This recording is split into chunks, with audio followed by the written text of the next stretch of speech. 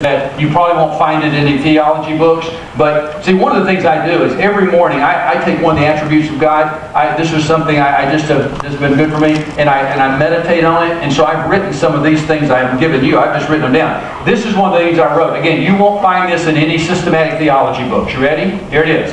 God never says oops or oh no. Now, for all of you who just said, wow, he's not very deep, you're right, okay? But I understand, you got that one, right? I'm constantly going, oh no, or oops, I wish I hadn't done that. I say that way too many times. God never says that. You know why? Because He knows everything. God knows us completely.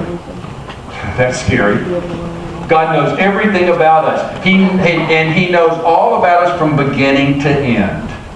You say, well, what difference does that make? Well, we're going to get to that in just a minute. See, here's the point. The more we understand God, the more we can not only understand what happens to us, deal with what happens to us, and just like Jeremy Camp said, we can walk by faith, even when we can't see. Because now we realize that we serve an awesome God. What is omniscience? Now, what does the Bible say? Let's talk about that for a minute. What does the Bible say about God and His omniscience? I'm going to show you some references, and I'm going to just kind of highlight the verses for you. You can jot them down if you'd like to. These are just some great verses that deal with that.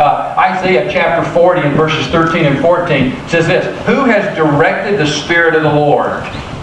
Okay, the answer obviously is this is kind of one of those questions that already has the answer. Nobody. Okay? Or who is His counselor? Who taught God? Where did God go to school? We were just